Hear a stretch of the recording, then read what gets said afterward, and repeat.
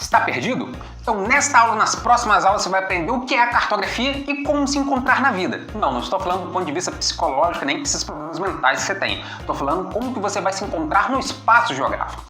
Ah não, sério?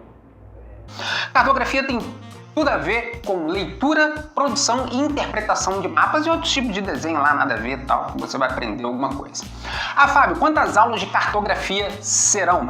Eu não sei, esse canal não tem planejamento, esse canal não tem organização, não tem essas coisas, né? Você quer um canal que tenha lá uma previsão das aulas, etc e tal, você procura um outro canal, porque esse daqui é zoeira, porra. O que foi, produção? Não, eu sei que é videoaula. Então, pro YouTube. Não é que a gente tá produzindo agora? Pode falar a palavra não? Porra, que caralho, hein? Tomar no cu.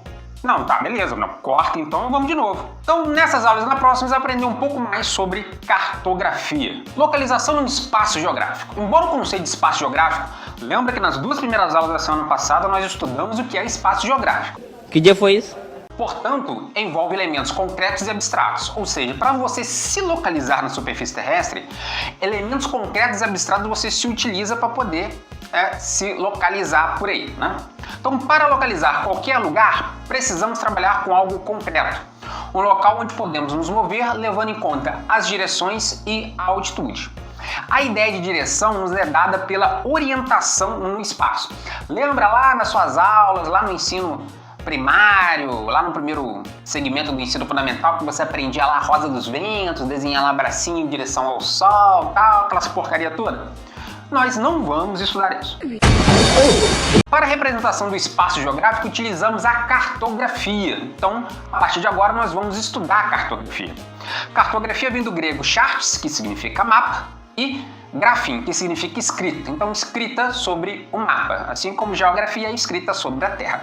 Muita criatividade desse pessoal, né? É a vida! Na definição de cartografia, é a atividade que resulta do conjunto de estudos e operações científicas, técnicas e artísticas que, através de observações diretas e análise de documentação, tem como objetivo a elaboração de mapas, planos cartesianos e outras formas de representação de objetos, elementos, fenômenos em ambientes físicos ou socioeconômicos e a sua utilização. Então, cartografia não é simplesmente representação do planeta através de mapas, não é só isso. É a representação em planos cartesianos, outras formas de gráficos, desenhos, etc., de diferentes objetos, né? Os elementos e os fenômenos que acontecem, seja eles de natureza física ou socioeconômica, sobre a superfície terrestre e a sua utilização. Depois, com calma, com tranquilidade, a gente vai ver tudo isso daí. A palavra cartografia foi introduzida pelo historiador português Manuel Francisco Carvalhosa, o segundo Visconde de Santarém, seja lá o que isso signifique, numa carta datada de 8 de dezembro de 1839. Obviamente que já existia a elaboração de estudos de mapas antes disso, mas a palavra cartografia, enquanto um conjunto de estudos e operações científicas, técnicas e artísticas, deu-se o nome de cartografia a partir de uma carta em que esse foi a primeira pessoa a citar. Então ele é ali o criador, né? Esse cara bonitão que tá aqui do lado, ó. Ai, que delícia! Então, nessa carta endereçada ao historiador brasileiro Francisco Altobo de Vaiar, vindo a ser internacionalmente consagrado pelo uso. Ou seja, ele criou a palavra, né, para designar lá a criação, leituras de mapas, escritas sobre mapas, etc.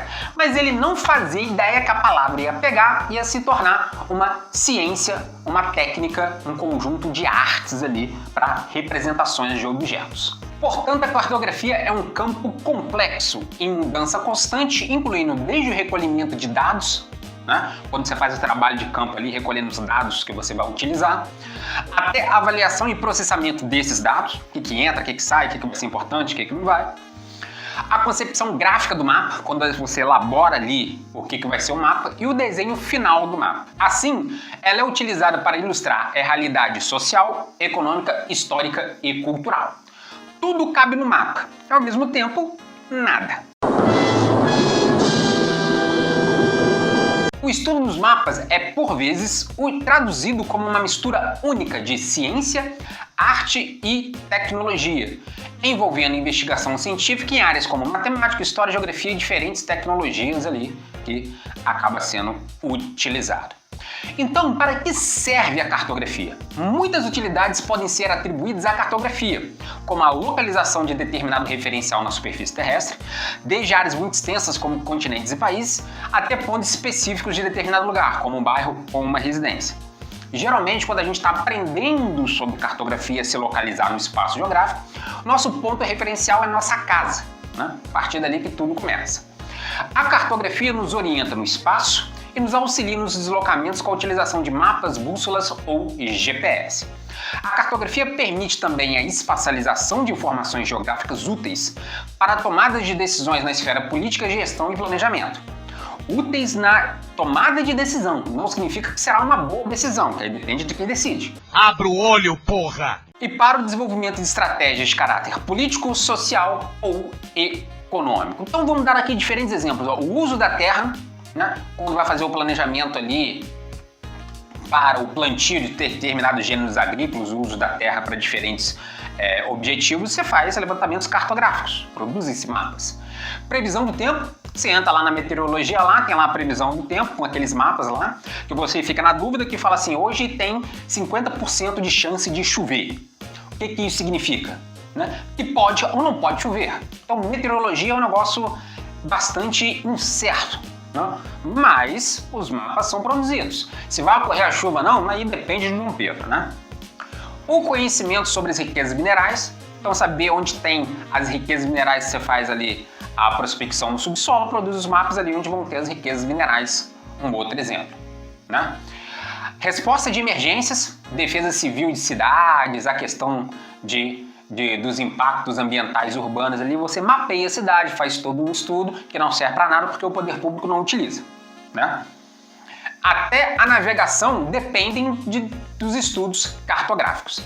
Entre as características da cartografia está o dinamismo, porque antes dependente de equipamentos manuais, como canetas e papel, trabalho de campo, levantamento exaustivo que tinha e tal, hoje é feito com modernas técnicas, né, como softwares gráficos dotando a cartografia de maior precisão e confiabilidade. A questão aqui é que a cartografia é uma ciência, uma arte, uma técnica.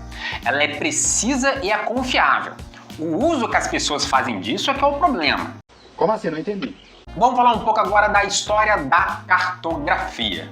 A cartografia já era utilizada na pré-história devido à necessidade de conhecer em detalhes o espaço onde se habita, seja na exploração e ocupação da superfície, seja na projeção que fez com que tenhamos registros de mapas muito antigos.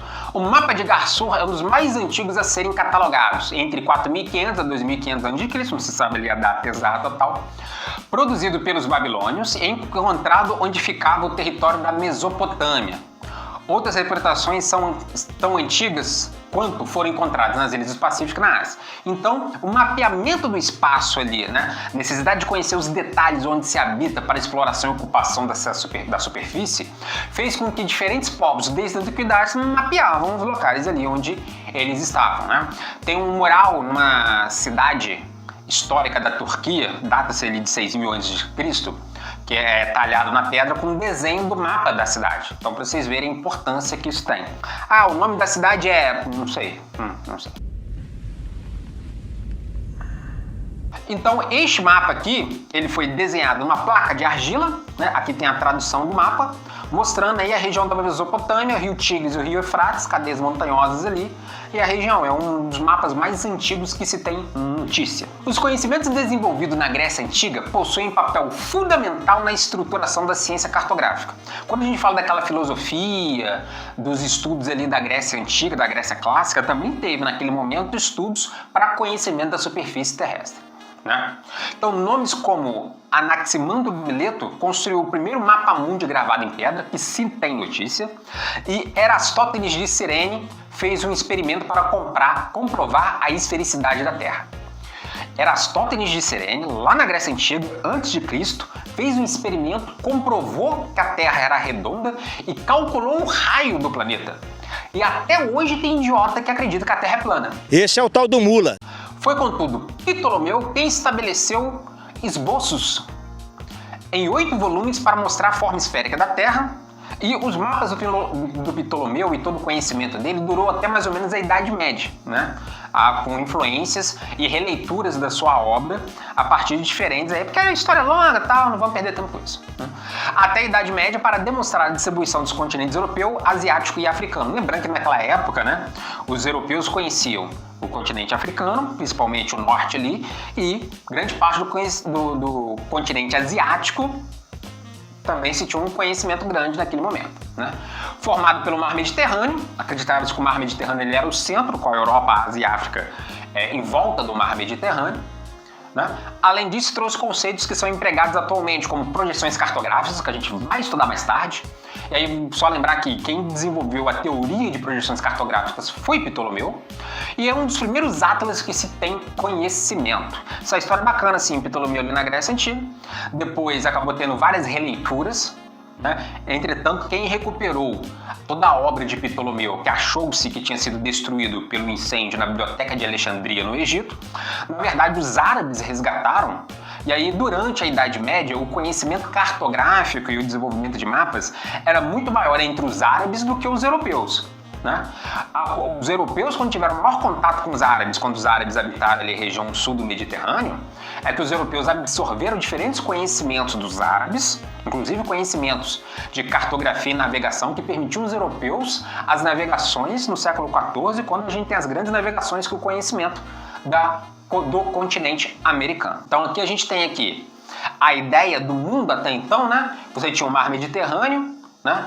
O Rio Nilo aqui e o Mar Morto, então teria Europa, Líbia, que é o continente africano, e Ásia, né? Então achava-se que o mundo só era deste tamanho, né? Que não que o mundo era tão grande. Aqui uma representação do mapa do Anaximandro né? Mostrando aqui diferentes formas como o mapa foi produzido, e não faço ideia do que tem esse mapa. Cláudio Ptolomeu escreveu por volta de 150 a.C. sua famosa obra Síntese da Geografia. Quando a gente falou um pouco da história da geografia, a gente falou da geografia na Antiguidade. Cláudio Ptolomeu foi um dos grandes estudiosos de geografia que teve na Antiguidade. Era composta de 8 volumes contendo todo o conhecimento geográfico grego-romano, até então conhecimento existente naquele momento, incluindo coordenadas de latitude e longitude para lugares mais importantes. Ou seja, já se tinha ideia ali de latitude e longitude bastante avançado. Escrito em pergaminhos manuscritos ilustrados por um mapa mundi, além de 26 mapas regionais que apresentavam detalhes continentais. Então aqui é uma ideia do mapa utilizado por Cláudio Ptolomeu, né, com grande parte do mundo conhecido até então. Um esboço aí do mapa, uma reprodução deste mapa. Já na Idade Média, a gente sai agora da Antiguidade Grego-Romana, vamos agora pegar toda a parte ali da Idade Média. Na Idade Média, as representações cartográficas perdem as concepções que os gregos tinham, passando a representar o mundo com um conceito religioso, lembrando da grande influência que a Igreja Católica tinha durante a Idade Média na Europa Ocidental ali, né? E o mundo era explicado conforme os ensinamentos bíblicos. Então o mundo era apresentado em forma retangular dentro de um tabernáculo, pois na topografia cristã nega a esfericidade da Terra. Então a gente tem um momento ali da Antiguidade Grego-Romana, sabia-se que a Terra era redonda, já tinha o cálculo, né, da esfericidade da Terra, até a gente entrar nesse obscurantismo ali da Idade Média, onde se negava que a Terra era redonda, né, e que a Terra não era uma esfera, né? A ignorância pouca é bobagem. Dentro de um tabernáculo ali, etc, né? Então tinha uma ideia dos céus e da terra e uma visão de mundo fechado e finito. Outra representação deste momento da Idade Média são os mapas isidorinos, com o famoso mapa T sobre O. Sua origem no século VII, né? Com o bispo de Sevilha, o Santo Isidoro. Ainda temos a representação que foi baseada no mapa de Orbis Terranum dos romanos, adaptado à teologia cristã. Ou seja, a teologia cristã, os conhecimentos desenvolvidos durante a Idade Média, influenciados pela teologia cristã, fez com que as representações de mapas e cartográficos tivessem esse componente religioso muito forte. Ainda tem os manuscritos conhecidos como Beatos, que tiveram origem nos escritos de comentários sobre Apocalipse, atribuído ao Beato de Liébana, na Espanha, com representação do mundo de forma retangular. Ou seja, ali, a Terra não é redonda para os cristãos da época, né? Ainda tem os mapas anglo-normandos que aparecem durante a Idade Média Clássica, né, 1000 a 1300 ali, a gente já falou da representação do século VII, século 8 e 9, agora século 10 a 13. Desenvolvidos pelas escolas de origem francesa e inglesa que aparecem muito ecléticos, ou seja, os caras representavam tudo, todo mundo era a zona. Interessante, pois representa a Terra como parte do corpo de Cristo. Influência religiosa mais uma vez. Então aqui a gente tem uma ideia aqui do tabernáculo, né? A questão aqui do T sobre o O. Aqui a representação do Orbis of Abraham. E aqui outra representação ali desta época. No final da Idade Média já começa ali algumas transformações. Para atender as exigências náuticas motivadas pelo desenvolvimento da navegação com a introdução da agulha magnética, os europeus acabam tendo conhecimento como de novos instrumentos de navegação e cartografia, astrolábio, desenvolvimento ali dos primórdios do telescópio, conhecimento sobre a bússola. A cartografia assumiu um aspecto mais funcional e com isso surgiram as cartas portulanas, que apareceram no início do século XVI a partir da influência da obra de Ptolomeu. Cláudio Ptolomeu volta à tona neste momento. Foram constituídas inicialmente pelos navegadores de Gênova, não obedecendo a nenhum critério de projeção utilizado pelos navegantes no mar Mediterrâneo. Antes das grandes navegações ali, quando o comércio no mar Mediterrâneo era ali dominado pelos venezianos e genoveses, né? Então, por exemplo, aqui é o mapa, mostra aqui o norte da África, o mar Mediterrâneo aqui, Portugal, Espanha, França, a Itália aqui é a botinha, então é um mapa com grau de precisão, apesar de não respeitar nenhum tipo de projeção, mas é um mapa com grau de precisão muito grande, principalmente no contorno dos países e do continente, já que a navegação era o principal mote no desenvolvimento dessas cartas portulanas. Então nós temos a revolução da cartografia a partir do século XV, com as grandes navegações e a busca por novas técnicas cartográficas. Com isso, começa a construir-se uma representação sistemática da superfície com o surgimento da gravação e da impressão, né? Você tem ali o desenvolvimento da imprensa e agora os mapas começam a serem reproduzidos mais facilmente, o conhecimento cartográfico acaba por difundir-se, né? Outro momento ali destaca-se a obra de Gerhard Mercator, que é o mapa de Mercator, que criou a projeção de Mercator que nós utilizamos até hoje. Então, o mapa mundi de Mercator, publicado pela primeira vez em 1569, retrata os paralelos e meridianos em linha reta, formando ângulos de 90 graus. Então, é uma técnica desenvolvida ali por Mercator que até hoje é muito utilizada e influencia muito nas projeções que nós temos atualmente, né? Feitos a partir da projeção cilíndrica. Apesar das distorções em áreas mais afastadas da linha do Equador, ainda hoje é uma das mais utilizadas para confecções de mapas. Mercator foi um revolucionário, no bom sentido. E é desse jeito, é mesmo, é porque é mesmo. Então aqui a gente tem ali, né, um mapa baseado aí na época de Mercator, né? Então você tem aqui uma distorção muito grande nas altas latitudes, mas aparece que a América parece toda disforme, porque tinha sido acabado de os europeus terem contato com o continente americano. Mas a África, a Europa Ocidental, aqui grande parte da Ásia, já aparece bem próximo das projeções cartográficas atuais que nós utilizamos. Só a América que está zoneada. Então o desenvolvimento dos serviços geográficos na Europa durante o século XIX inclui levantamentos devido à navegação e houve principalmente levantamento das costeiros, né, do contorno dos países continentes, já que o principal meio de transporte no século XVIII e XIX era os navios, era a navegação marítima, né? Então os sistemas de projeções são estudados detalhadamente para confeccionar mapas cada vez mais precisos. Em 1805 surge a projeção de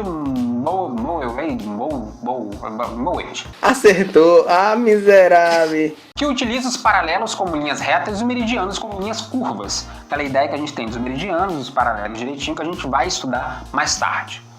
No século XX, uma nova era estabeleceu-se na cartografia com o uso de fotografias aéreas para auxiliar a produção dos mapas, uma técnica denominada por aerofotogrametria. A gente vai estudar isso com calma mais tarde, não se preocupe.